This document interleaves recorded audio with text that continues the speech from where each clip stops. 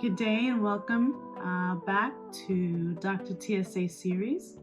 My name is Dr. Terry Ordate, and I am here to discuss or have a spiritual discussion with you. Today's topics is protecting your border.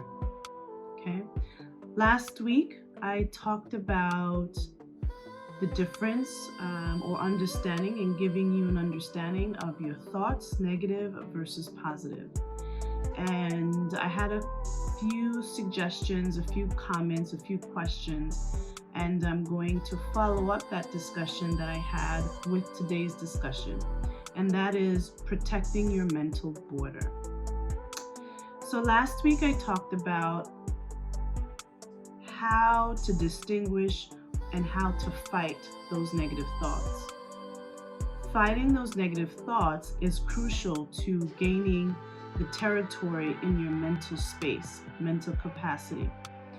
And so I wanted to expand further on how do we protect this space, right? This space within our heads that we call the mind. Understanding that whenever we get negative thoughts or whenever we're challenged with thoughts, a lot of those challenges happens within the mind. And there's two different types of thoughts. You have thoughts that are emanated from your essence, and you also have thoughts that are emanated from your mind. And so the thoughts emanated from your mind oftentimes can be either positive or negative. But just because they're positive doesn't necessarily mean that they are thoughts of light. And I know that can be either one, confusing or daunting, but negative energies can be so subtle and it can influence individuals to do something that is outside of your essence. The timing can be off. It could be the wrong person. It could be the wrong task, right? So if an energy or if a thought comes to you that suggests things to you, it doesn't necessarily always mean that it's of light, even though the thoughts mean or seem non-threatening. Okay. So protecting your border, your mental border. What do I mean by that? We get all these thoughts in our heads. We get all these thoughts in our heads, and we want to distinguish whether these thoughts are going to benefit us or whether it's a thought that's non-beneficial. And in order for you to distinguish whether the thoughts are beneficial or not, you need to investigate them. You need to be able to check their visa. Now, I'm using these terminologies, these analogies, because I feel like it's very helpful in depicting and helping you to depict exactly what's going on in our heads. We get these thoughts in our heads, and we want to understand where these thoughts come from, okay?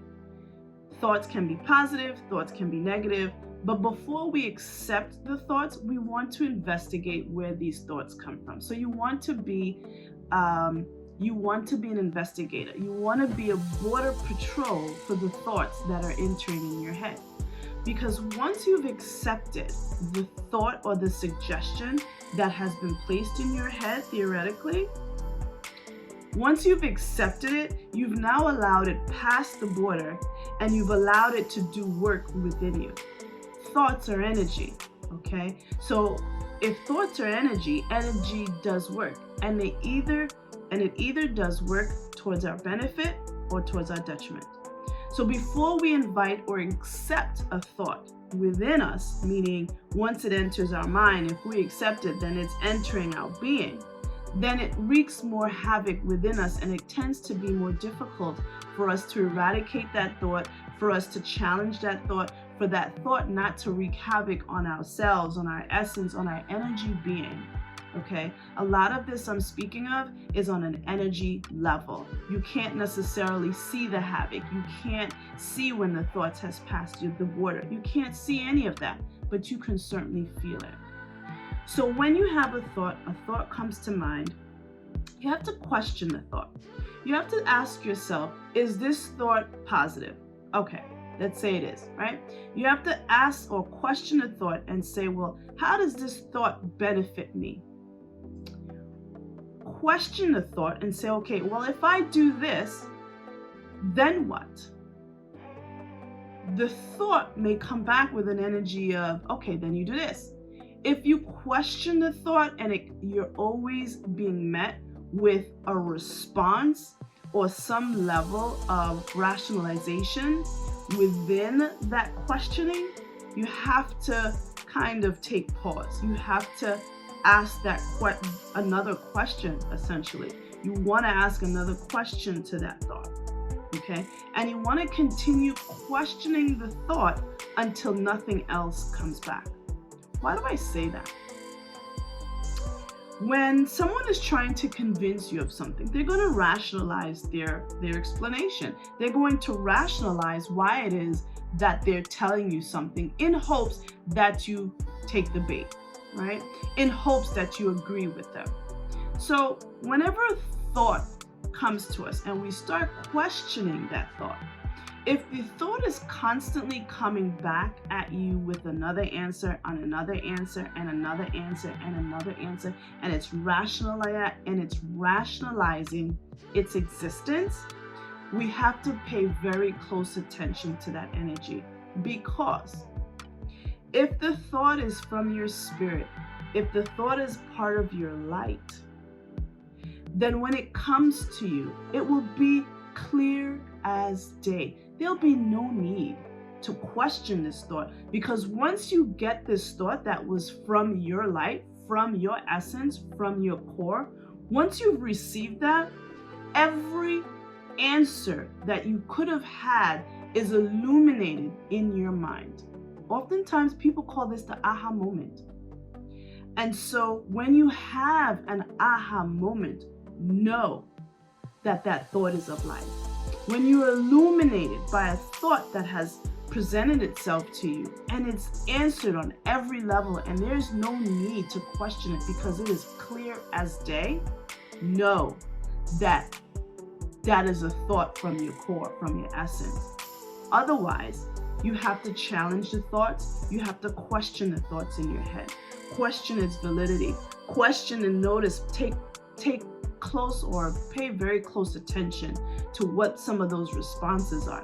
If the thought is constantly challenging you, or if the thought is constantly throwing back at you an answer to your question, and keep rationalizing from all different parts and bringing or gleaning from all different parts of your life as to why I need to do this, why you need to do this, why you need to, call this guy, or why you need to, play this lotto, or why you need to make it go on a vacation, right? If you're constantly justifying, or the thoughts that are coming to you are constantly justifying why it's there, you have to take a pause. You have to kind of slow your roll in that moment, slow the energy in that moment, and really take a step back to really look at whether this thought is beneficial to you, whether it's going to add to you or take from you. I'll give you an example.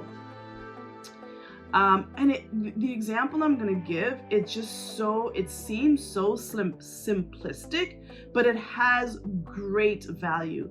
It has great value to the point that sometimes the littlest, or what may seem as a minute decision, can impact our lives for the rest of our lives. So I'll give you an example. Let's say I feel like I'm drained, I'm tired, I just need to get away. I want to get away from everything and everyone around me, right? A thought says, well, why don't you take a trip? Okay, wow, that's a great idea. Here I'm thinking, that's a great idea. But wait a minute. Why should I take a trip now? Well, because you're tired. Okay. But even if I'm tired, I don't have to take a trip now. Why now? Oh, well, because there's a good price on tickets to Aruba. Okay, a good price to tickets to Aruba, but why do I have to go now? Oh, you might find the love of your life. Oh, well, but that's not necessarily the case. I might, but why do I have to go now? And these are the questions that you're going to be posing this thought. And if you noticed, every time I asked a question, I would respond back to that question. Well, that example is similar to what happens in the moment, in real time, when you're challenging your thoughts.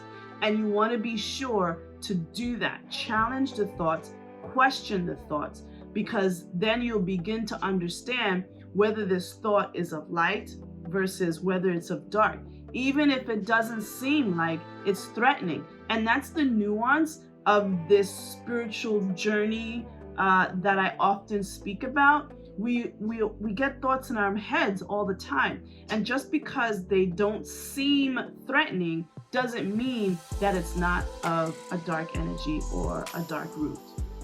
So I want you all to pay attention to that, because, and I can certainly speak more on that, because that topic or that discussion is so nuanced that if you're not, or if you have not either experienced it or worked with individuals through that process in guiding them, it's very easy to be fooled by these thoughts that seem harmless, when these thoughts can actually be a suggestion from a dark source or from dark energies to get you off track. Because once you're off track, you make a right turn that you weren't supposed to make, or you make a left turn that you weren't supposed to make, it's difficult for you to get back on track. And so this is the segment that I really wanted to just kind of expand on certain thoughts that we have. And I wanted to bring to your awareness the ability, the skill to be able to challenge those thoughts, question the thoughts in your head, because not every thought is for your betterment. Not every thought is going to be of light. Not every thought, as non-threatening that it is the best. It's not always the best. And so protecting your mental border and checking the visa of all these thoughts, I love my analogies, checking the visa of all these thoughts is going to be important, because once you accept the thought and it now enters into your energy being, it's more difficult for you to eradicate those thoughts. It's more work for you to eradicate those thoughts. So the same goes for when we have thoughts of self-worthlessness, or not being good enough, or not looking good enough, or not feeling, or I'm careful to say feeling, because the topic of feelings I've really yet to dive into, but mostly it's the thoughts that I'm speaking of. One of these series, I will dive further into feelings, but right now I'm talking about thoughts. Because that's really the first line of defense when it comes to gaining back your mental territory, gaining back your space, your peace, your core, your essence, being able to get back on track to finding self, being able to get back on track to continuing to developing and discovering who you are, and to really get reacquainted with your higher sense of self. Okay, we forgot who we are. We forgot at the core who we are. As children, we were free. We were liberated. We had no worries. And that's something I'll talk about in one of these discussions, is the equation between a child and those childlike personalities, and how similar it is to your essence, your core, your true sense of self. On that note, thank you again for watching Dr. TSA Series, a spiritual discussion. Our topic today was protecting the border. I hope that was helpful to you. Thank you again. Love always. Namaste.